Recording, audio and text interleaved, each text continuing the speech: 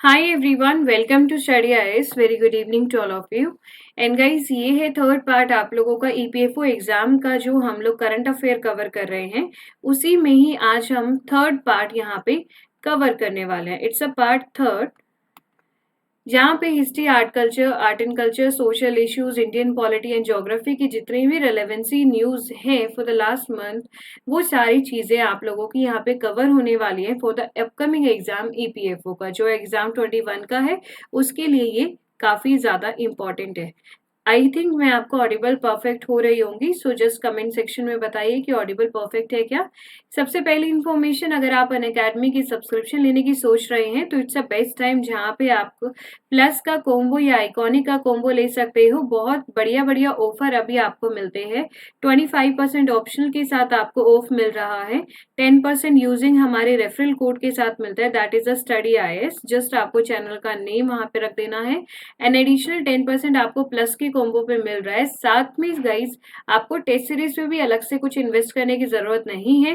Test series में भी आपको यहाँ पे कॉम्बो ऑफर के साथ फ्री ऑफ कॉस्ट मिल रही है। अप्रोक्सीमेटली 45,000 की टेस्ट सीरीज आपको यहाँ पे फ्री मिल रही है। गाइज प्लीज बी रिमेम्बर कि ये जो ऑफर है वो 28 अगस्त तक वैलिड रहेंगे। आप लोगों की डिमांड पे इसको एक्सटेंड किया गया है। So do not forget to use our code Study IAS and get the subscription now. Ultimate test series combo, जहाँ पे वर्थ 45,000 की test series free of cost मिलती है। 2.3 लाख का सब्सक्रिप्शन जस्ट आपको 57.5K में मिल रहा है फॉर द 1 ईयर। इसके साथ मेंटरशिप डेज है, जहाँ पे आप आइकॉनिक का ऑप्शनल ओनली जस्ट ₹2,000 में ले सकते हो इंस्टेड ऑफ 27,500। तो 28 अगस्त से पहले ही लेंगे तो आपको ज्यादा बेनिफिट यहाँ पे मिलने वाले हैं। Lots of student are doing कि वो लोन ले लेते हैं और जिसका कोई एक्स्ट्रा चार्ज नहीं है, कोई हिडन चार्ज नहीं है, कोई इंटरेस्ट रेट नहीं है, और लोन ले लेते हैं और अपना सब्सक्रिप्शन की वैल्यू यूज मतलब सब्सक्रिप्शन यूज करते हैं। ऐसे ही आप लोग भी कर सकते हो, लोन ले सकते हो। इसका जो लिंक है फॉर्म का, वो आपको डिस्क्रिप्शन में मिल जाएगा। इसके साथ 10,000 की 20 बुक्स आपको फ्री ऑफ कॉस्ट यहाँ पे हिंदी इंग्लिश में मिल रही है। अनअकैडमी की तरफ से हर संडे सुबह 11 बजे यूपीएससी कॉम्बैट होता है, जहाँ पे करंट अफेयर की और स्टैटिक क्वेश्चन 60 मिनट में 56 आपको करने होते हैं। इनवाइट कोड के लिए अप्लाई करिएगा, स्टडी आईएएस, लिंक आपको डिस्क्रिप्शन में मिल जाएगा। 60 डेज रह गए approximately for the prelims guys, और प्रीलिम्स के लिए आप अगर 2 महीने का सब्सक्रिप्शन अभी लेना चाहते हैं, सो ये जस्ट 15,000 में अवेलेबल है, जहाँ पे practice, analysis, PYQ, 1 year coverage, everything will be there. So enrol now using Study IAS code. जल्दी से एनरोल करिए। Mission air 1360 coverage batches launch हो रहे हैं। 1 ईयर के batches for the UPSC CSC by the top most educator, जो है वो आपके यहाँ पे कवर हो रहे हैं in your language, Hindi, English और बाइलिंगुअल में। तो चलिए स्टार्ट करते हैं ईपीएफओ की प्रिपरेशन।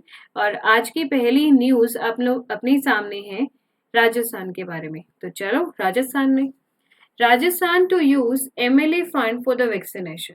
एमएलए का जो फंड होता है, जो मेंबर ऑफ लेजिस्लेटिव असेंबली का जो फंड बनाया जाता है, उसके लिए वैक्सीनेशन के लिए उस फंड का इस्तेमाल राजस्थान की सरकार कर रही है। ठीक है, न्यूज में यही आया था। As part of mobilize financial resources for the कोविड-19 वैक्सीनेशन। अगर आपको पता हो, कोविड-19 की जो वैक्सीन थी वो केंद्र सरकार ने खरीदी थी और राज्य सरकार ने भी खरीदी थी, जो इन्होंने अपने अपने पैसों से खरीदनी थी। तो राज्य सरकार ने राजस्थान की वैक्सीनेशन के लिए एमएलए के फंड में से पैसे को इस्तेमाल किया था। लोग जिनकी उम्र 18 से लेकर 44 साल है, उन लोगों को अप्लाई अभी मतलब अलाउ किया गया था राजस्थान के चीफ मिनिस्टर के द्वारा, कि वो 3 करोड़ रुपए जो है वो हर एक लोकल एरिया के एमएलए में से अवेलेबल कराएंगे, सो दैट कि वो वैक्सीनेशन अवेलेबल हो सके। क्लियर? इससे पहले 21 बजट में भी यहाँ पे लॉन्च कर दिया गया था। इसके साथ हम एमएलए, ये फंड है क्या चीज, थोड़ा सा इसके बारे में जानना है आपको, बहुत ज्यादा डिटेल बिल्कुल भी नहीं जाननी है। Member of legislative local area development एक स्कीम थी, जहाँ पे एमएलए को, जहां से भी एमएलए चुन के आया है, मतलब अपनी कॉन्स्टिट्युएंसी में से, उस एरिया को डेवलपमेंट करना है 1 साल के अंदर। आपको याद हो, एक एमपी लेड स्कीम आई थी एमपी लेड स्कीम आई थी। स्कीम भी आगे करेंगे, लेकिन फिलहाल अब उसका थोड़ा सा उद्देश्य इतना सुन लीजिए कि मान लीजिए कोई एएमएलए है और वो किसी एक्स कॉन्स्टिट्यूएंसी से आया है, ठीक है। तो इस स्कीम के तहत उसे ये अलाउ कर दिया गया था, उसको कुछ ऐसा कुछ फंड दिया गया था कि भाई तुम इस फंड में से लेके जहां जिस कॉन्स्टिट्यूएंसी से तुम चुन के आए हो उस कॉन्स्टिट्यूएंसी में डेवलपमेंट का जो है ध्यान तुम रखोगे। ऐसे करने से क्या होगा, हमारा उद्देश्य क्या था कि छोटी छोटी कॉन्स्टिट्यूएंसी से सब एमएलए तो है ही, तो वहां से हर एक कॉर्नर का जो डेवलपमेंट है हम जो है इंश्योर कर पाएंगे। So ultimately we will be a developed country. That's why ये चीज अलाउ की गई थी। क्लियर होता है इतना सबको? एमपीलेट जो स्कीम है, फंड यहाँ पे स्टेट प्लान बजट में हर साल में से फंड अवेलेबल किया जाता है जो स्टेट का बजट होता है। एमपीलेट स्कीम का intended to be utilize for the small but essential project on felt need of the local public के लिए जो चीज जरूरी है उस एरिया में, तो वही चीज के लिए फंड यहाँ पे अवेलेबल कराया गया। तो एमपीलेट स्कीम 2020 में गवर्नमेंट ऑफ इंडिया के द्वारा लॉन्च की गई है। Member of parliament local area development scheme इसका नाम रहेगा। ये लॉन्च हुई थी 23 दिसंबर 1993 में। शुरुआत में ये जो स्कीम आई थी वो मिनिस्ट्री ऑफ रूरल डेवलपमेंट के तहत आई थी, मतलब जब ये लॉन्च की गई थी मिनिस्ट्री ऑफ रूरल डेवलपमेंट इसकी मिनिस्ट्री थी, लेकिन 94 में इसकी मिनिस्ट्री को चेंज करके मिनिस्ट्री ऑफ स्टेटिस्टिक्स बना दिया था। आपके लिए सिर्फ इतना याद रखना है कि ये कौन सी मिनिस्ट्री के अंदर है, स्टेटिस्टिक। याद कैसे करेंगे? एमपी लेट जो स्कीम होती है तो एमएलए को सारे अपना स्टेटिस्टिक्स दिखाना होता है, यानी कि कितना पैसा खर्च किया, कितना पैसा उनको मिला, कितना कहाँ डेवलपमेंट किया, ऐसे करके दिखाना होता है, इसलिए मिनिस्ट्री वही वाली हो गई है। क्लियर हो गया है यहाँ तक? अभी तक सबको क्लियर है? Do like, share and subscribe the channel. If you have any kind of doubt guys please let me know. Clear? Next इसके फीचर्स सब मैंने बता भी दिए हैं, आप लोग पढ़ भी सकते हो कि एक तो ये सेंट्रल प्लान स्कीम है जो कि पूरी तरीके से केंद्र सरकार के द्वारा ये फंडेड होती है। फंड रिलीज किया जाता है ग्रांट इन एड की फॉर्म में to the state government, and जो फंड होता है वो नॉन लैप्सेबल होता है, लैप्स नहीं होता। यानी कि मान लो 1 करोड़ रुपए किसी एक एमएलए को फॉर द 1 ईयर किसी एक कंस्टिट्यूएंसी के लिए दिया, लेकिन उस बंदे ने सिर्फ 70 लाख रुपए ही यूज किए, बाकी के 30 लाख रुपए ऐसा नहीं है कि वो जब्त हो जाएंगे या वो एमएलए के पास रह जाएंगे। नो, बिल्कुल भी ऐसा नहीं होगा। नॉन लैप्सेबल है, यानी कि वे रेस्ट जो मनी है वो नेक्स्ट ईयर में ट्रांसफर हो जाएगा। रेस्ट जो 30 लाख रुपीज बच गया है वो अगले साल में काउंट हो जाएगा। ठीक है, इससे करप्शन जो है वो भी अब कहीं ना कहीं कंट्रोल हो पाएगा। Fund not release in a particular year is carried forward to the subsequent year. देखा, वही बोला था, अगर पूरा नहीं हुआ है तो कैरी फॉरवर्ड कर दिया जाएगा जैसे भी एलिजिबिलिटी होगी accordingly. It is the responsibility of the district authority. District authority means in the future you will be there ना, IAS, to sanction, execute and complete करना जो भी एमएलएस वगैरह ने बोला है उस एरिया में डेवलपमेंट करना, ये सब चीजें आएंगी। नाउ ये स्कीम काफी न्यूज में आ रही है फॉर द यूपीएससी और ईपीएफओ दोनों स्टूडेंट्स के लिए इम्पोर्टेंट है। तो नोट यहाँ पे कुछ आपको ये याद रखना है कि जो इलेक्टेड लोकसभा मेंबर हैं, इलेक्टेड लोकसभा मेंबर मतलब जो मेंबर लोकसभा के जो चुनकर आए हैं, नियुक्त नॉमिनेटेड नहीं है, जो चुनकर आए हैं, सिर्फ वही रिकमेंड कर सकते हैं अपनी कॉन्स्टिट्यूएंसी में। Nominated will not be included, no will not be included, ये बात याद रखना। इलेक्टेड मेंबर राज्यसभा के वो भी कर सकते हैं पूरी स्टेट में जहां से भी वो चुन के आएंगे। Nominated can recommend works for implementation anywhere in the country. Okay okay, really sorry for that thing. Elected जो बंदे हैं वो अपनी कॉन्स्टिट्यूएंसी में उनके पास अधिकार है, वेदर ऑफ द लोकसभा और द राज्यसभा, लेकिन नॉमिनेटेड अगर है तो वो किसी भी कहीं के भी हो सकते हैं। ठीक है, एनीवेयर इन द कंट्री। चलो नेक्स्ट न्यूज अपने सामने आर्टिकल 311 के बारे में आती है। फिलहाल सस्पेंडेड जो पुलिस ऑफिसर हैं सचिन वाज, उन्होंने अरेस्ट किया है, arrested by the national investigation agency. Okay okay okay, छोड़ो न्यूज क्या है, लेव इट, पहले सुनो। What is NIA? आप लोगों से क्वेश्चन है कमेंट सेक्शन के लिए, एंड मैं देख रही हूँ कि आप कमेंट सेक्शन में डेफिनेटली आंसर कर रहे हो। Thank you for your support. And please जो स्टूडेंट नहीं कर रहे हैं प्लीज कोऑपरेट एंड ज्यादा से ज्यादा कमेंट करके आंसर बताइए, सो दैट कि ना पीछे वाली चीजें भी आप लोगों की यहाँ पे कंप्लीट हो जाएंगी। एंड लाइक शेयर तो आपने करना ही है। एनआईए क्या है, व्हाट और व्हेन एंड व्हाई, ये 3 क्वेश्चन। क्यों बनाया गया, कब बनाया गया, है क्या चीज, काम क्या है, मतलब इसका फंक्शन कह सकते हो। इसमें 1-2 लाइन आप जरा सी इसके बारे में जरूर लिख दीजिएगा।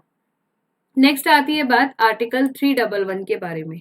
सस्पेंडेड जो पुलिस ऑफिसर है सचिन वाजे, अरेस्टेड कर लिया गया है एनआईए के द्वारा, क्योंकि आपको याद हो तो मुकेश अंबानी टेरर जो केस है उनके बाहर जो एक कार खड़ी थी, वो जो एक टेरर केस था, वो एक चीज यहाँ पे सामने आ रही है।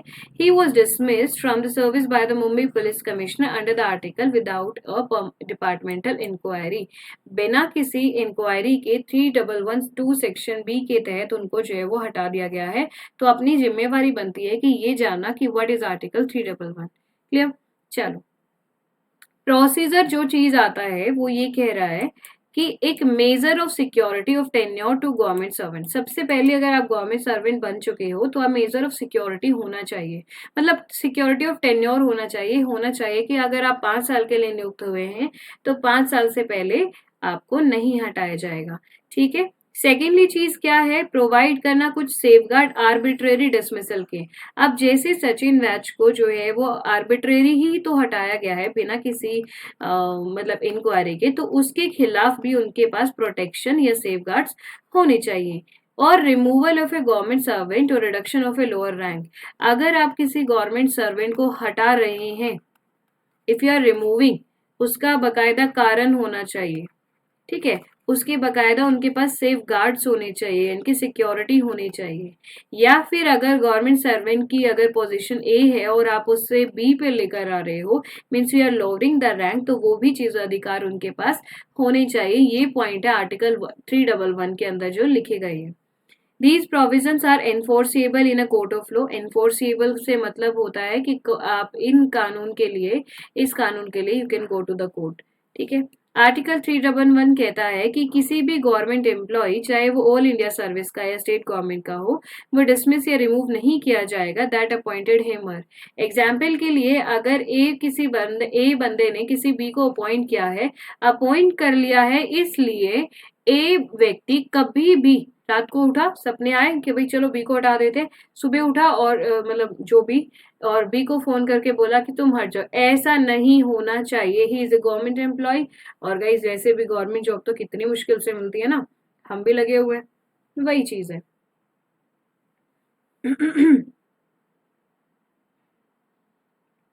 सो ये एक वर्ड है जो कि बोला गया है, तो प्लीज आर्टिकल 311 को थोड़ा सा आप लोग याद रखिएगा। नेक्स्ट आता है exception article where person can be dismissed without apartment. कुछ एक्सेप्शंस भी हैं। आर्टिकल 311 सब क्लोज 2 के तहत ये कहता है कि अगर कोई गवर्नमेंट एम्प्लॉय है, अगर कोई क्रिमिनल केस में फंसा हुआ है, तो उनको हटाया जा सकता है बिना डिपार्टमेंटल इंक्वायरी के। डीई का मतलब है डिपार्टमेंटल इंक्वायरी के। इसके अलावा सब सेक्शन 2 सी ये कहता है कि गवर्नमेंट एम्प्लॉय व्हेन प्रेसिडेंट या गवर्नर सेटिस्फाइड होते हैं कि भाई ये हमारे नेशन की सिक्योरिटी में है, कि इस डिपार्टमेंट कि इस गवर्नमेंट एम्प्लॉय को हमने हटाना है, अगर प्रेसिडेंट और गवर्नर इस बात से जो है वो सेटिस्फाइड होते हैं, then he also can do. तो बिना डिपार्टमेंटल इंक्वायरी के वो ऐसा कर सकते हैं। इतना बात सबको क्लियर है। मैं इसको थोड़ा सा समराइज कर रही हूं।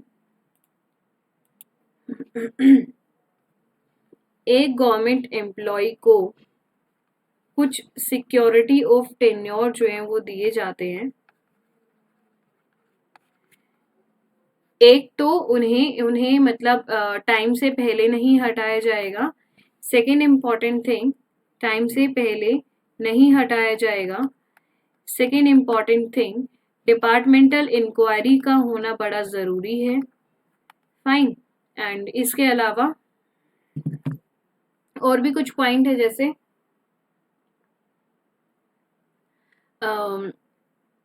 लीव इट, वो देखते हैं क्या है। इसके अलावा कुछ एक्सेप्शंस हैं। एक्सेप्शंस कब कब उन्हें डिपार्टमेंटल इंक्वायरी के बिना जो है वो हटाया जा सकता है, अगर जो गवर्नर या प्रेसिडेंट सेटिस्फाइड हो ऐसी कंडीशन में, तो अगर सिक्योरिटी ऑफ स्टेट की बात आ रही है, तो अगर वो बंदा कोई क्रिमिनल केस में फंस रहा है, तो ऐसा कुछ अगर होता है तो विदाउट डिपार्टमेंट इंक्वायरी उनको वहां से हटाया जा सकता है। क्लियर हो गई ये पॉइंट? 2-4 पॉइंट है, प्लीज रिमेंबर रखना, क्योंकि ये केस काफी ज्यादा फेमस हुआ था, तो यूपीएससी और ईपीएफओ दोनों तरीके के एस्पिरेंट्स के लिए वो केस काफी इंपॉर्टेंट है। फाइन। नेक्स्ट न्यूज अपने सामने आती है, Tamil Nadu गुंडाज act. What is it? क्या चीज है ये? चीफ मिनिस्टर जो तमिलनाडु के हैं, उन्होंने फिलहाल एक बात कही थी कि those hoarding and selling remdesivir, a drug जो कोविड में इस्तेमाल हो रहा है, या ऑक्सीजन के सिलेंडर्स इस्तेमाल सेल कर रहे हैं हायर प्राइसेस में, उनको पकड़ लिया जाएगा अंडर द गुंडास एक्ट। ठीक है, ये चीज ना ही सिर्फ तमिलनाडु में करनी चाहिए थी, इवन ये ऑल ओवर इंडिया में अप्लाई होनी चाहिए थी, क्योंकि कोविड एक इमरजेंसी कह लो या फिर एक बड़े लेवल का डिजास्टर कह लो, नेचुरल डिजास्टर एक तरीके से हम इसे ट्रीट कर सकते हैं। तो इस दौरान इतने लोगों ने फायदा उठाया इस चीज का और गुंडागर्दी करी है कि जो सिलेंडर्स हैं या फिर जो रेमडेसिविर है, वो उनको इतने हाई प्राइसेस पे बेचा है, लोगों की मुसीबत का फायदा उठाया है, उनको स्पेशली जो है वो पकड़ लेना चाहिए। लेकिन फिलहाल हम तमिलनाडु के बारे में बात करते हैं। क्या है ये गुंडा एक्ट? पढ़ लेते हैं। एक तरीके का प्रिवेंटिव डिटेंशन लॉ है, जो कि सबसे पहले बंगाल में 1923 के अंदर सामने आया था। अब आप लोगों से क्वेश्चन ये यहाँ पे राइज होता है, ये बताइए कि preventive detention law, preventive detention law मैंने आपको कल परसों वाली क्लास में समझाया था क्या होता है ये, कि किसी काम के होने से पहले ही उस बंदे को पकड़ लेना, यानी कि शक के बिना पर उसे अरेस्ट करना, उसे आप लोग क्या कहते हो? बिना पर अरेस्ट करना प्रिवेंटिव डिटेंशन कहते हैं। लेकिन आपसे क्वेश्चन, इसका आर्टिकल कौन सा है? आर्टिकल, किस आर्टिकल के तहत ये कवर्ड है वो आपने बताना है। लॉ का एम ये रहता है, लो M at a year long preventive detention of habitual जो ऑफेंडर्स हैं उनको पकड़ना, एनेबल करता है अथॉरिटी को कि उन बंदों को पकड़ लिया जाएगा जो कि बिना without having a provide for a court trial, जो कोर्ट ट्रायल के बिना ही मतलब ऐसा कर रहे हैं, उन लोगों को पकड़ लिया जाएगा। तमिलनाडु गुंडा एक्ट तमिलनाडु के अंदर है, ये प्रिवेंशन ऑफ डेंजरस जो एक्टिविटीज हैं बॉटल गर्ल्स की, उनको रोकने के लिए ऐसा किया जा रहा है। ड्रग ऑफेंडर, गुंडाज या immoral traffic offender, forest offender, इन सब लोगों को पकड़ने के लिए या ऐसी चीजें रोकने के लिए इस तरीके के एक्ट को बनाया गया। सबसे पहली चीज, इवन सिंगल ऑफेंस भी अगर किसी इस एक्ट के तहत होता है, तब भी अथॉरिटी के पास अधिकार है कि उस व्यक्ति को वो पकड़ ले और उसको गुंडे का अधिकार एक तरीके से दे दिया जाए। कुछ और कानून भी है क्या? कहीं और भी है क्या? हाँ बिल्कुल है। उत्तर प्रदेश में एक कानून है जहाँ पे हाउस ग्रैबर, ईव टीजर या फिर कन्विक्टेड पब्लिक गैम्बलिंग एक्ट, ऐसे में अगर कोई व्यक्ति पकड़ा जा रहा है तो वो भी इसी एक्ट के तहत मान लिया जाएगा। कर्नाटक की गवर्नमेंट में भी ड्रग ऑफेंडर, गैम्बलर, गुंडास, ये भी उसमें भी आप लोगों को ये चीज मिल जाएगी। क्लियर हो गया यहाँ तक गाइज? अगर सबको चीजें क्लियर हैं, do like, share and subscribe the channel.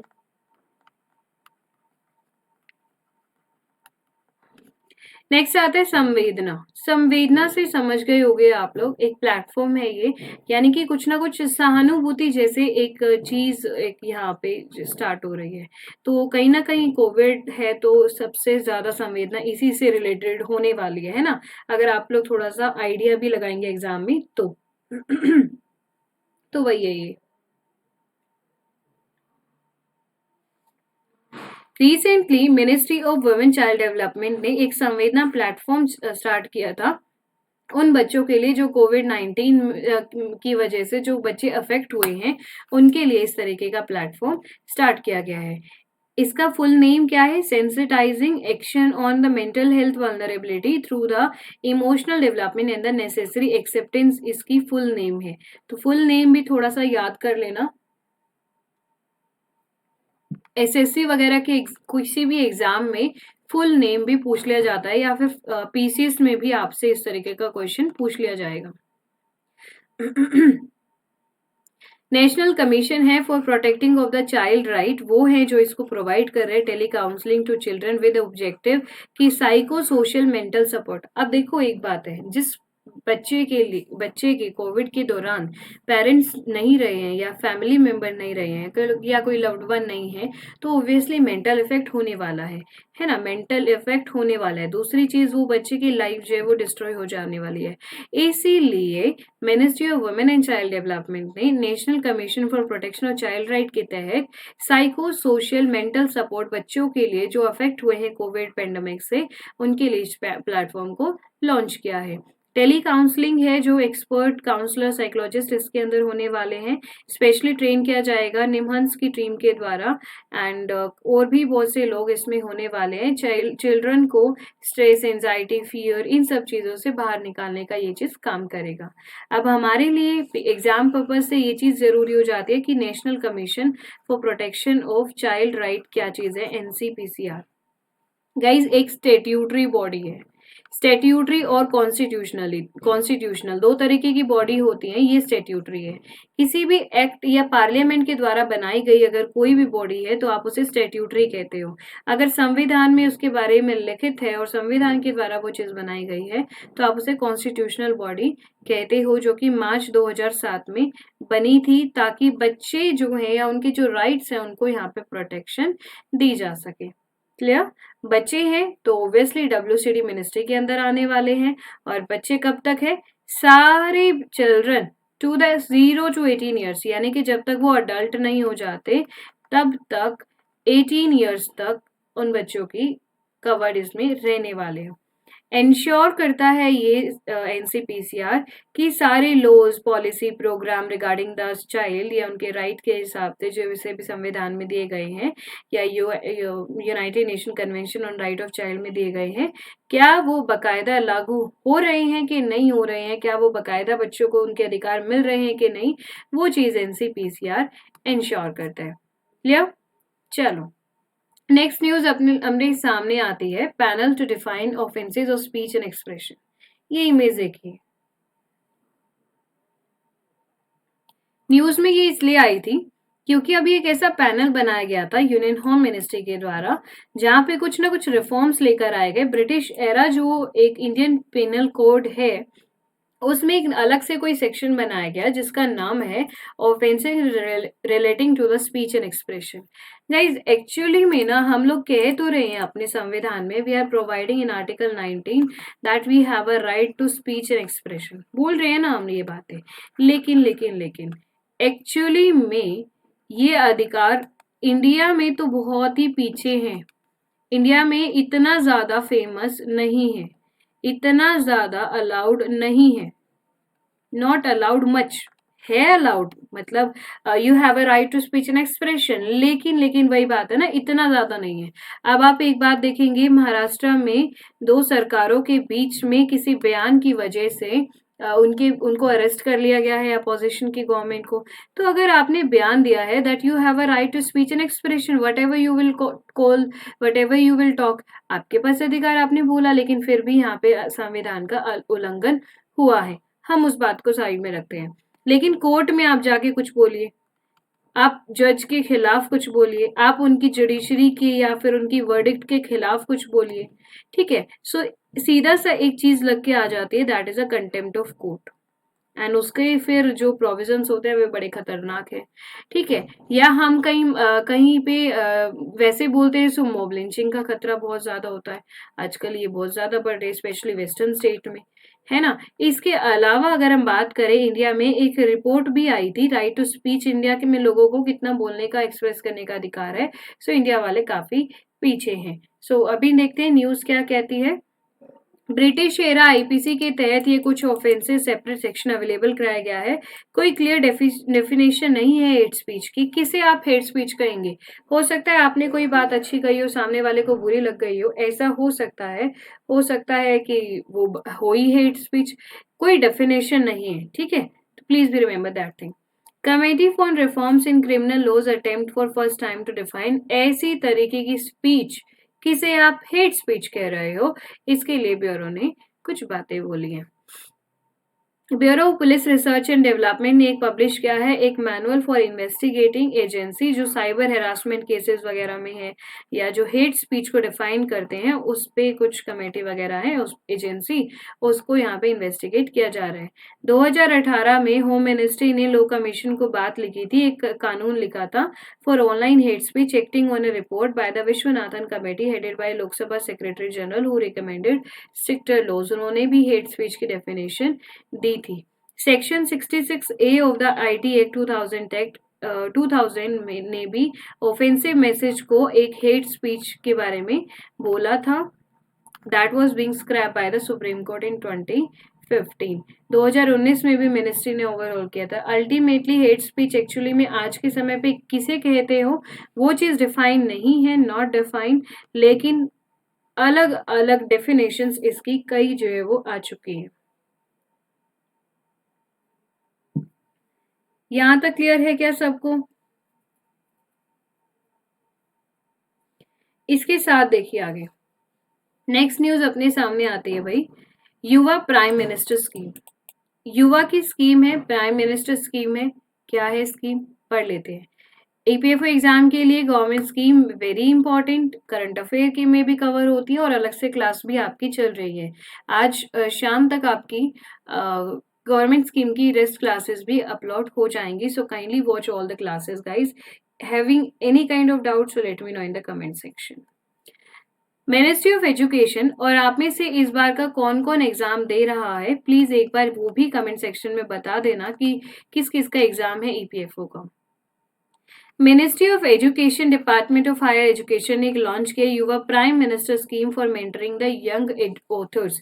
जो यंग ऑथर्स हैं उनके लिए इस स्कीम को लॉन्च किया गया है क्या स्कीम, पूरा नाम पढ़ लो। यंग अपकमिंग वर्सेटाइल जो ऑथर्स हैं वो इंडिया का एट 75 जो प्रोजेक्ट है उसमें शामिल होने वाले हैं, जिसका नाम है आजादी का अमृत महोत्सव।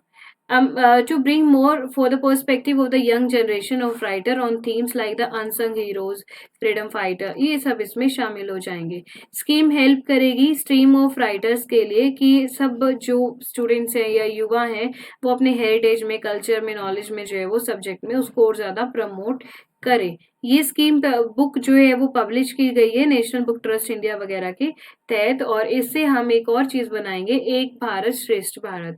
ये वाली स्कीम भी आप लोगों को याद रखनी है, एक भारत श्रेष्ठ भारत। अब आपसे क्वेश्चन ये बनता है कि जो एक भारत श्रेष्ठ भारत स्कीम है ये स्कीम कौन सी मिनिस्ट्री के तहत आती है? मैंने आपको कराया हुआ है, मिनिस्ट्री कौन सी है, मिनिस्ट्री का नाम आप लोग कमेंट सेक्शन में बता देना। आगे नेक्स्ट न्यूज अपने सामने आते हैं, global gender gap report index 21। फिलहाल जेंडर गैप क्या इंडेक्स है अपने इंडिया में 21 के अंदर, क्या चेंज आया है उस बारे में हम बात करते हैं। इंडिया के रैंक की बात करें so we are standing at the 140th rank. World economic forum, economy ने बताया है, आप इसको याद कैसे करोगे? इकोनॉमी ने बताया कि मेन वेमेन कितने बराबर है ना, वो एक चीज यहाँ पे बताई गई है। सो रिसेंटली पब्लिश किया है ये इंडेक्स, तो लेट्स सी।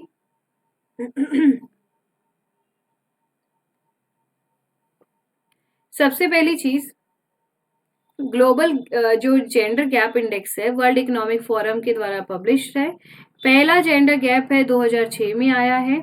बेंचमार्क किया है 153 कंट्रीज के अंदर शामिल होंगी, और जो डायमेंशंस रखी गई है मतलब जो क्राइटेरिया रखा गया है वो कुछ 4 तरीके का क्राइटेरिया है, जैसे इकोनॉमिक पार्टिसिपेशन है एंड अपॉर्चुनिटी की मेन कितने पार्टिसिपेट कर रहे हैं, वुमेन्स कितनी कर रही हैं, कितनी अपॉर्चुनिटी अवेलेबल है, एजुकेशनल अटेनमेंट कितनी है, health and survival, political empowerment. ये चारों पॉइंट याद कर लेना बहुत ज्यादा जो है जरूरी अपने लिए हो जाएंगे।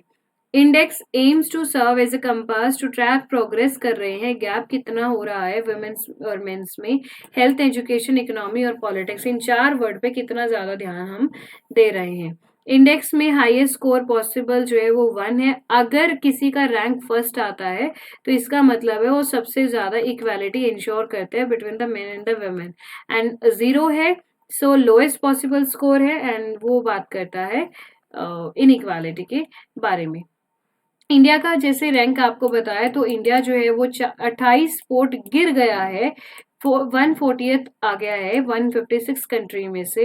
तो अभी ये हमारे लिए बड़ी समस्या की बात है, क्योंकि पहले ये चीज 112 रैंक था, अभी 140वां रैंक आ गया है। यानी कि जो वुमेन और मेन जो जेंडर गैप इंडेक्स है वो हमारे इंडिया के अंदर काफी ज्यादा बढ़ गया है, गैप जो है वो इंक्रीज हो गया है। यानी कि equal opportunities and facilities main and women को नहीं मिल रही है। ठीक है, so one of the first parameters है, परफॉर्मर है साउथ एशिया में हम लोग, जो कि नेबर बांग्लादेश, नेपाल, भूटान, म्यांमार से भी पीछे है।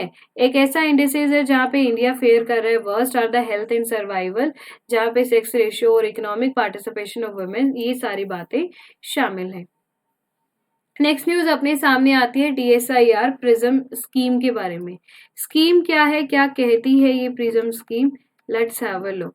Union ministry for science technology ने फिलहाल इनोग्रेट किया है एक event, publicity of prism. Prism से फुल नेम है promoting innovation in individual startup and MSME। ये गाइज मैंने आप लोगों को चीज पहले भी बताई थी, क्योंकि कोविड-19 का असर बहुत बुरा हुआ है अपने नेशन पर, अपने सोसाइटी पर, जिसकी वजह से इकोनॉमी जो है डैमेज हो गई है। सो इस इकोनॉमी को अपलिफ्ट करने के लिए एक वन मोर सॉल्यूशन अपने पास रहता है कि हम ज्यादा से ज्यादा स्टार्टअप्स ओपन करें, ज्यादा से ज्यादा MSME को प्रमोट करें, कॉटेज इंडस्ट्रियों को प्रमोट करें, बजाय कि लार्ज इंडस्ट्री पे फोकस करें। ठीक है, अब अगर हम बात देखो, मान लो मैं ये कह रही हूँ कि मुझे एक 10 लाख रुपए चाहिए। ठीक है, एग्जाम्पल लीजिए, इफ आई एम टॉकिंग कि मुझे 10 लाख रुपए चाहिए for the investment, I want to invest 10 lakh rupees in somewhere, fine. So मैं वेट कर रही हूँ इस बात का कि कोई 10 बंदे आएंगे और मुझे 1-1 लाख रुपए देंगे और मेरा काम हो जाएगा। ठीक है, 10 व्यक्ति आए ना, 1-1 लाख रुपए मिले ना, और मैं इन्वेस्टमेंट करूँ ना, और मेरा बिजनेस स्टार्ट ना हो, बजाय कि मैं 20 लोगों को भी तो बुला सकती हूँ ना, जो 50-50 हजार रुपए लेकर आएंगे। बताओ जरा, ऐसे भी तो 20 लोग भी तो हो सकते हैं जो 50 हजार लेकर आए। कहने का मतलब, अगर कोई शॉर्ट अमाउंट में शॉर्ट अमाउंट इन्वेस्ट करता है और उससे एक बड़ी लार्ज इकोनॉमी बनती है, तो उससे भी तो हमें बेनिफिट हो रहा है, बजाय कि हम सिर्फ बड़ी बड़ी इन्वेस्टमेंट के बारे में बात करें। वही चीज है स्टार्टअप में भी, हम अगर कोई बिजनेस छोटे थोड़े पैसे से स्टार्ट हो रहा है, उससे हमारी इकोनॉमी को जल्दी और ज्यादा बेनिफिट होगा, बजाय कि बड़ी बड़ी कंपनियों से। मना नहीं कर रही हूँ, बड़ी कंपनियों से बेनिफिट नहीं होगा, लेकिन स्टार्टअप और उनपे ज्यादा फोकस करने से ज्यादा फायदा और जल्दी हमें होने वाला है। क्लियर हो गया यहाँ तक सबको? Do like, share and subscribe the channel. If you have any kind of doubt, so let me know in the comment section. आगे आता है भाई, प्रिज्म स्कीम क्या चीज है। Department of scientific and industrial research का एक इनिशिएटिव है, जो कि ministry of science, MST, ministry of science and technology के तहत आ रहा है। इसका उद्देश्य ये है कि जो इंडिविजुअल इनोवेटर है, यानी कि जिसके पास कोई ना कोई नया आइडिया है, अगर वो सक्सेसफुल टेक्नोप्रेन्योर बनना चाहता है, एक वर्ड होता है गाइस एंटरप्रेन्योर। एंटरप्रेन्योर उसका मतलब होता है कि आप जब एक उद्यमी बन रहे हो, when you are going to start a new business, तो आपको एंटरप्रेन्योर बोल रहे हैं। When you are going to start a technopreneur, मतलब आप कुछ ना कुछ टेक्नोलॉजी में कुछ ना कुछ इनोवेशन ला रहे हो, या उसका कोई बिजनेस स्टार्ट कर रहे हो टेक्नोलॉजी से रिगार्डिंग, तो आपको टेक्नोप्रेन्योर कहा जाएगा। सो प्रिज्म स्कीम का उद्देश्य भी ये है कि जो इंडिविजुअल इनोवेटर है उनको और ज्यादा प्रमोट करना, और वो एक कामयाब टेक्नोप्रेन्योर बने, ये चीज इंश्योर करना इस प्रिज्म स्कीम का उद्देश्य है। प्रमोट करता है सपोर्ट फंड इम्प्लीमेंटेबल या कमर्शियली वायबल, ये सारी चीजें अपनी सोसाइटी के लिए बेस्ट टू बेस्ट अवेलेबल होने वाली है। एलिजिबिलिटी कौन रहेगी? इनोवेटर जो है इंडियन नेशनलिटी, मतलब हमारे देश बंदे, स्टूडेंट, प्रोफेशनल्स, कॉमन सिटीजन, ये सारे व्यक्ति इसके अंदर अवेलेबल होने वाले हैं। एलिजिबिलिटी आपके लिए इंपॉर्टेंट है, क्योंकि एग्जाम में आने वाली है। एग्जाम पर्पज से एलिजिबिलिटी का याद होना बहुत जरूरी है, तो आप थोड़ा सा ध्यान से इस चीज को याद जरूर कर लेना। नेक्स्ट चीज अपने सामने आ रही है, इसके फीचर्स क्या है। फीचर्स, एलिजिबल जो कैंडिडेट होंगे उनको टेक्निकल, स्ट्रेटेजिक, फाइनेंशियल असिस्टेंस जो है वो DSIR प्रिज्म के द्वारा अवेलेबल कराया जाएगा। असिस्टेंस प्रोवाइड की जाएगी आइडिया डेवलपमेंट पे। अगर आइडिया है आपके पास, if you have an idea, if you have an innovation in something doing in technopreneur, तो आपकी आइडिया को डेवलप करने के लिए भी आपको स्किल्स या चीजें सिखाई जाएंगी, डेवलपमेंट बकायदा किया जाएगा, पायलट स्केलिंग और पेटेंटिंग वगैरह ये सारी चीजें प्रिज्म स्कीम के तहत किया जाएगा, सो दैट कि आपके आइडिया की जरूरत है, आपके विचार की जरूरत है। कौन कौन से सेक्टर कवर होने वाले हैं, मच मच मच इम्पॉर्टेंट है गाइज, याद करना, ठीक है। और याद हुए कि नहीं हुए वो कमेंट सेक्शन में जरूर बताना, वरना कोई ट्रिक देख लेना ना कैसे। जैसे देखो, ग्रीन टेक्नोलॉजी है, उससे क्या होगा, एनर्जी क्लीन हो जाएगी, है ना, हमारा एनवायरनमेंट क्लीन हो जाएगा। इंडस्ट्री जो है ऑब्वियसली हम स्मार्ट मटेरियल से इस्तेमाल करेंगे तभी तो ग्रीन टेक्नोलॉजी का इस्तेमाल होगा, तो वो एक चीज हो जाएगी। वेस्ट टू वेल्थ हम बना पाएंगे। ग्रीन टेक्नोलॉजी का मतलब ये है कि जो चीजें एनवायरनमेंट में वेस्ट पड़ी है अब उनको बदल के आप वेल्थ बनाओ, ठीक है। अफोर्डेबल हेल्थ केयर, अगर ये वेस्ट खत्म हो जाएगा तो हेल्थ केयर हमारा अफोर्डेबल हो जाएगा, कहने का मतलब है कि हमारी हेल्थ सुधर जाएगी। बट अफोर्डेबल हेल्थ केयर का रियल मतलब ये है कि जो गवर्नमेंट सॉरी जो क्या बोलते हैं, हॉस्पिटल के जो एक्सपेंसेस वगैरह है उनको अफोर्डेबल कवर करना, वो इसमें कवर हो रहे हैं। वाटर सीवेज मैनेजमेंट होंगे तो हेल्थ केयर हमारा वैसे भी अच्छा हो जाएगा, या कोई और अलग से टेक्नोलॉजी इंटेंसिव एरिया में कोई अलग से टेक्नोलॉजी है तो वो भी इसके अंदर शामिल करना, वे सारे सेक्टर इसमें कवर हो जाएंगे। प्रिज्म स्कीम इंपॉर्टेंट है, 7 से 8 इसके पॉइंट हैं, याद जरूर कर लेना, इंपॉर्टेंट है। नेक्स्ट अपने सामने आते हैं गीगा मैश, क्या है, क्या ये गीगा मैश क्या चीज है। फिलहाल न्यूज में ये चीज इसलिए आई है कि एक स्ट्रॉम है, वुमेन लेड स्टार्टअप है, उन्होंने एक इनोवेटिव वायरलेस प्रोडक्ट को स्टार्ट किया है जिसका नाम है Giga Mesh. What is calling it as a Giga Mesh, हम इसे बोल रहे हैं, जिससे fibre like band with at fraction of cost of fibre यहाँ पे अवेलेबल हो रहा है। टेलीकॉम जो ऑपरेटर होंगे, सो दैट की लो कॉस्ट इंटरनेट सर्विसेज, आपने अगर आपके घर में भी ब्रॉडबैंड होगा तो अब एक ये नई चीज आ रही है गीगा मेश की, वहां पे बैंडविड्थ जो है फाइबर से वायर लगने वाली है जिसके थ्रू इंटरनेट सर्विस की कॉस्ट कम आएगी और जो फैसिलिटी है या फिर जो कनेक्टिविटी है, सिक्योर वो चीज है, वो यहाँ पे काफी ज्यादा आपको मिलेगी। एंड स्पेशल बात, स्पेशली एरिया में, सब अर्बन और रूरल एरियाज में ये फैसिलिटी ज्यादा होंगी। Is that clear guys, let me know in the comment section, जल्दी बताइए सब कुछ क्लियर है कि यहाँ तक, बताओ जल्दी सभी। तो गीगा मेश डिवाइस एक इनोवेटिव वायरलेस प्रोडक्ट ही होने वाला है जो फाइबर लाइक बैंडविड्थ एक fraction of cost of fibre यहाँ पे अवेलेबल कराएगा। मल्टी बीम ई बैंड प्रोडक्ट है जो कि 6 पॉइंट टू पॉइंट ई बैंड रेडियोस एक में कनेक्ट हो जाएंगे और कई सारे लिंक भी यहाँ से कनेक्ट हो पाएंगे। फाइन, इतना कवर हुआ गीगा मेश के कुछ benefits. Internet access remote area में, मतलब विलेजेस वगैरह में, ठीक है, वहां पे अवेलेबल हो जाएगा। इतना महंगा होता है तो वो थोड़ी कॉस्ट कम आ जाएगी। नेटवर्क कंजेशन और इंफ्रास्ट्रक्चर 5G, जो 5G रेडी है वो इंफ्रास्ट्रक्चर भी हमें मिल जाएगा। 5G से एक चीज याद आई, आप लोग कोविड के दौरान, जब ये भी कोविड की सेकेंड वेव जो चल रही थी उसके दौरान एक चीज काफी साथ में भी, पता नहीं रूमर है क्या रियल है, जो भी है, तो ये साथ में बड़ी चल रही थी ये कहते हुए कि जो जो 5G है इसकी वजह से भी जो इसकी जो रेंजेस हैं या जो इसकी मतलब क्या बोलते हैं उनको, रेंज ही बोलते हैं एक तरीके से, वो काफी स्प्रेड हो रही है जिसकी वजह से भी वायरस फैल रहा है और लोग मर रहे हैं। क्योंकि विलेजेस में कोविड का जाना और बड़े लेवल पे फैलना कहीं ना कहीं मुश्किल होता है, लेकिन due to the 5G technology इनकी वजह से काफी प्रॉब्लम्स अपने एनवायरमेंट में हो रही है। आपके क्या विचार है रिगार्डिंग द 5G, 5G के मतलब उसमें आप क्या कहना चाहते हो, वो सवाल मेरा है। आप ये बताना, 5G हमें इम्प्लीमेंट करनी चाहिए इन नेशन और नॉट, क्या चैलेंजेस हैं और क्या बेनिफिट्स हैं, उसको थोड़ा सा मैशअप सा करके बताइए कमेंट सेक्शन में और विचार विमर्श जरूर करिएगा 5G के बारे में। Flexibility in range make suitable हो रही है for the decongesting the dense urban network या रूरल कवरेज वगैरह के लिए। ऑपरेशनल जो कॉस्ट है टेलीकॉम का वो भी यहाँ पे काफी कम हो जाएगा, जिससे भी हमें काफी बेनिफिट होने वाला है। नेक्स्ट अपने सामने न्यूज आते हैं regarding the health care sector expected to reach USD 372 billion in 22। NITI आयोग की फिलहाल एक रिपोर्ट आई है। रिपोर्ट ये कहती है कि इन्वेस्टमेंट जो अपॉर्चुनिटी है इंडिया के हेल्थ केयर सेक्टर में अब वो और ज्यादा बढ़ने वाली है, और ये रिपोर्ट नीति आयोग ने रिलीज करी है।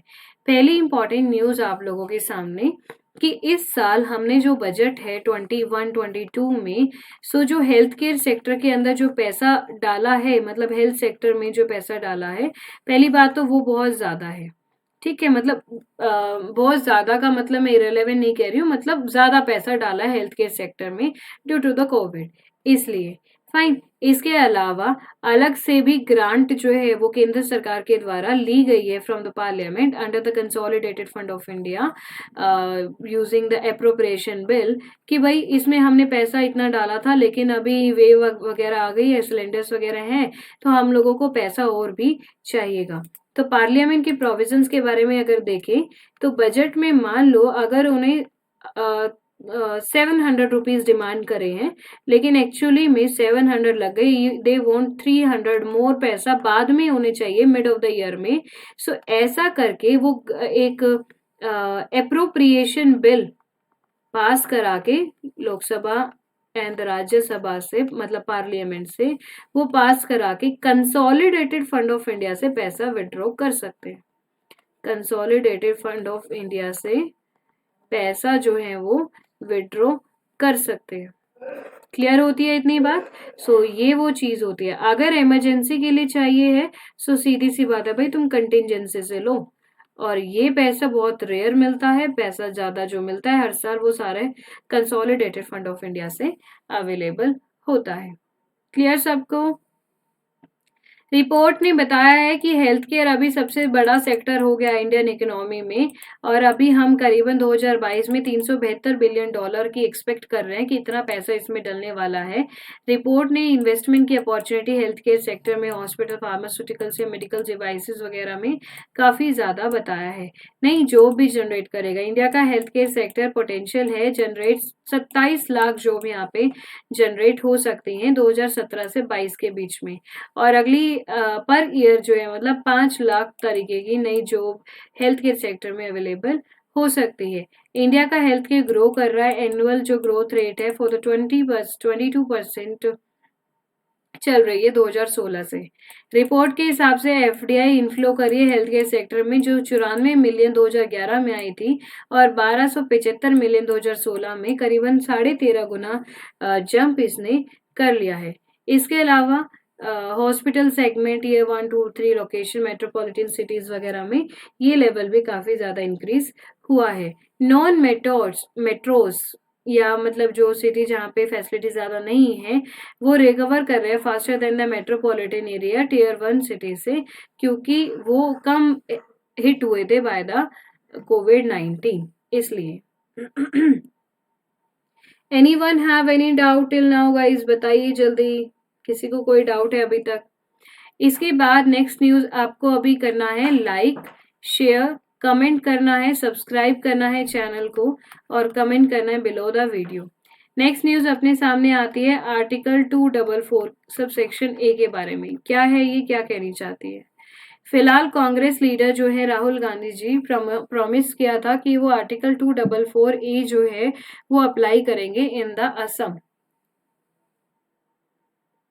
असम का जो ट्राइबल मेजॉरिटी डिस्ट्रिक्ट है वहां पे लोगों के सेफगार्ड के लिए, उनके इंटरेस्ट के लिए संविधान का आर्टिकल 244 वहां पे अप्लाई करवाया जाएगा। ठीक है, संविधान में ये जो आर्टिकल है वो ओरिजिनली बिल्कुल भी नहीं था। पहचान करने की एक तकनीक है गाइज, अगर किसी के पीछे ए लिखा हुआ है किसी भी आर्टिकल के पीछे तो थोड़ा सा मतलब आप ये कर सकते हो कि वो चीज बाद में ही ऐड हुई होगी। फाइन। सो 1969 में ये चीज मतलब इंसर्ट हुई है। ये अलाउ करती है एक autonomous state banana, autonomous state for the tribal area के लिए।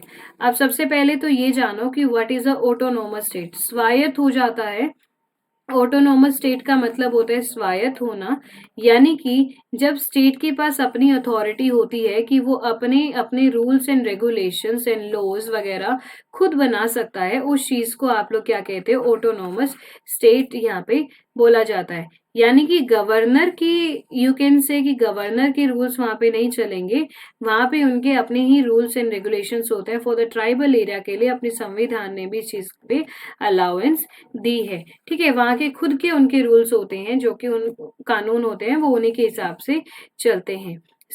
असम में एक ऑटोनॉमस स्टेट बनाने की बात की जा रही है कुछ ट्राइबल एरिया के लिए। एक ऐसा प्रोविजन है लेजिस्लेचर या काउंसिल ऑफ मिनिस्टर का। 22nd अमेंडमेंट से आर्टिकल 275 को अमेंड कर दिया गया था। सम एंड ग्रांट पेबल टू जो ऑटोनोमस स्टेट है या फिर आर्टिकल 244A के तहत बनाना है, उसमें भी कुछ बदलाव ला दिए गए थे। अब एक सवाल ये आता है यहाँ से कि ये जो चीज है वो 6 शेड्यूल ऑफ द कॉन्स्टिट्यूशन से कैसे अलग है, कैसे डिफरेंट है। आर्टिकल 2442 और 2751 एक स्पेशल प्रोविजन है जो कि ग्रेटर पॉलिटिकल ऑटोनॉमी देता है और डिसेंट्रलाइज गवर्नेंस करता है कुछ ट्राइबल एरियाज में of north east autonomous council के तहत, जो कि इलेक्टेड रिप्रेजेंटेटिव उसको संभालेंगे। कहने का मतलब ये है, कुछ ट्राइबल एरिया में कुछ ऐसे काउंसिल बना देता है जो अपने कानून अपने आप से बनाएंगे, अपनी गवर्नेंस अपने अकॉर्डिंगली करेंगे, पॉलिटिकल ऑटोनॉमी रहेगी, किसी पॉलिटिकल पार्टी का इन्फ्लुएंस वहां पे नहीं होगा। असम में हिल डिस्ट्रिक्ट जो दीमा हसाओ करबी एंगलोंग या वेस्ट करबी है, बोडो है, ये जो चीजें हैं वो इस एरिया में शामिल है। ऑटोनोमस काउंसिल की बात करें तो 6 शेड्यूल में उनके पास ऐसी लॉ एंड ऑर्डर की जुरिस्डिक्शन डेफिनेटली नहीं होती है, but in the case of article 244 उनमें उनके पास ये अधिकार होते हैं। क्लियर है क्या सबको? जल्दी बताइए, सारी चीजें क्लियर है। नेक्स्ट न्यूज अपने सामने आते हैं एम प्राइम के बारे में। एम है अटल इनोवेशन मिशन सॉरी, अटल इनोवेशन मिशन या नीति आयोग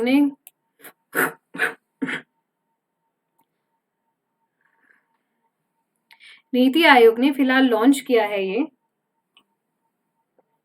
एम प्राइम, जिसका फुल नाम है programme for researchers on innovation, market readiness और एंटरप्रेन्योरशिप। एक इनिशिएटिव है वो यहाँ पे लॉन्च किया गया है सो दैट साइंस बेस्ड जो डीप स्टार्टअप्स हैं या वेंचर्स हैं पूरे इंडिया के अंदर जिनकी बात करें, उनको प्रमोट और उनको सपोर्ट करने की यहाँ पे बात की गई है। इसी के तहत जो एम है यानी कि अटल इनोवेशन मिशन है, वो हैंड ज्वाइन करेगा with the Bill and the Melinda Gate Foundation के साथ। ये वाली न्यूज हम लोग कल कवर कर लेंगे, नेक्स्ट लेसन में आपकी कवर हो जाएगी। कुछ और स्कीम्स और कुछ और न्यूज आपकी रह गई है, that we will cover in the next video. फिलहाल के लिए जस्ट अब आपका काम इतना है कि आप इसे लाइक करिएगा, शेयर करिएगा, जल्दी से पढ़ लेना। इसकी पीडीएफ आपको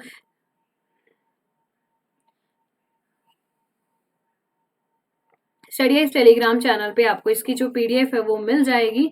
उसकी चिंता आप मत करिएगा, ठीक है। कोई भी क्वेश्चन अगर आपका है तो कमेंट सेक्शन में जरूर मेंशन कर देना, we will definitely reply on you. Thank you.